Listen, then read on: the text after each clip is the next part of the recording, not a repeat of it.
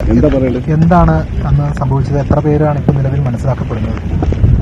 ഇവിടെ ഇപ്പോ പോയ കണക്കിനാണെങ്കിൽ ഒരു 100-500 ആള് മേലെ പോയിട്ടുണ്ട്.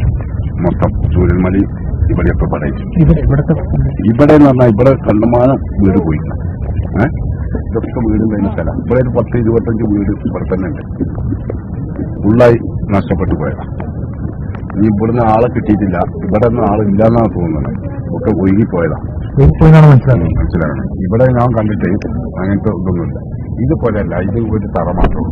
ഇതൊരു കുളയായിരുന്നു. കുളമൊക്കെ മൂടിപ്പോയി. ഇന്നലെ ഇതൊക്കെ തപ്പിയിട്ട് ആളെ കിട്ടിയിട്ടില്ല. എന്റെ വീട് ആ കാണുന്ന ലൈറ്റ് വന്ന വണ്ടിന്റെ അന്നുണ്ടായത് ഭയങ്കര ഒരു ശബ്ദത്തിലാണ് വന്നത്. ഫസ്റ്റത്തെ ഫസ്റ്റ് ഭയങ്കര ഒച്ചയിലാണ് വന്നത്. രണ്ടാമത്തെ മേലൊക്കെ വന്ന വെച്ച് അതില് എല്ലാരും ഓടി കൽപ്പൂരക്കാട്ടിൽ കൂടെ കഴിച്ചിട്ടായി. കുട്ടികളൊക്കെ അവിടെ വന്നു. നമ്മളെ മോനൊക്കെ ഉണ്ടായിരുന്നു ഇവിടെ താമസിക്കും. ഓലൊക്കെ വിളിച്ച് നമ്മൾ അങ്ങോട്ട് വന്നു.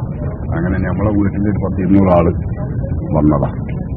എന്നിട്ട് ആ തീവാലി റിസോർട്ടിലേക്ക് പോയി കുറച്ചാൾ അപ്പുറത്ത് അനസിന്റെ മരുവുണ്ട് പോലീസുകാരന, ഓന്റെ വീട്ടിൽ പോയി. അങ്ങനെ അവിടെ നിൽക്കി. മാറാൻ ആരും പറഞ്ഞിട്ടൊന്നുമില്ല. മാറാനുണ്ടായിരുന്നു. മാറാനുണ്ടായിരുന്നു. ഇതില് ഇവിടെ ഈ വീട്ടില് ഈ വീട്ടില് ഒരു 15 ആളുണ്ടായിരുന്നു. അവിടെ പുഞ്ചിരിമട്ടത്തുനിന്ന് കുറച്ച് ആൾക്കാർ ഇവിടെ വന്ന് ഏട്ടനും അനിയനും ഒക്കെ ഇവിടെ താമസിക്കുന്നുണ്ട്. പിന്നെ ആലക്കലാലി അതിന്റെ അപ്പുറത്തുണ്ടായി താമസം.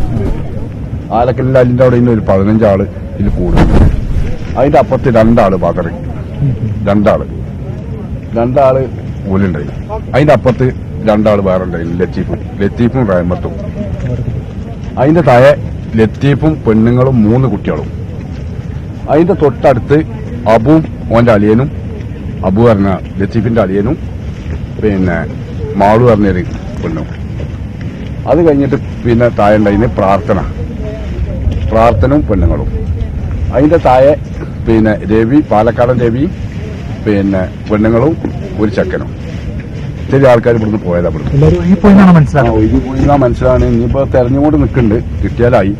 ഇവിടെ വിജയപാലം എന്ന് പറഞ്ഞ ചെക്കനും ഓന്റെ അച്ഛനും താമസിച്ചിട്ടുണ്ട്. ഈ കാണുന്ന വീട് അവന്റെ ഓട്ടോറിക്ഷ കിടക്കും. പിന്നെ ഇതിലൊക്കെ കാട് താമസിച്ചിട്ടുണ്ട്. ഇവരെ കൂടി രക്ഷപ്പെട്ട ഇവിടെ എന്തായാലും ആൾക്കാരൊക്കെ അതിൽ കൂടി രക്ഷപ്പെട്ട. എന്റെ മോനൊക്കെ ആ കൽപ്പൂരക്കാട്ട് കൂടിയാണ്.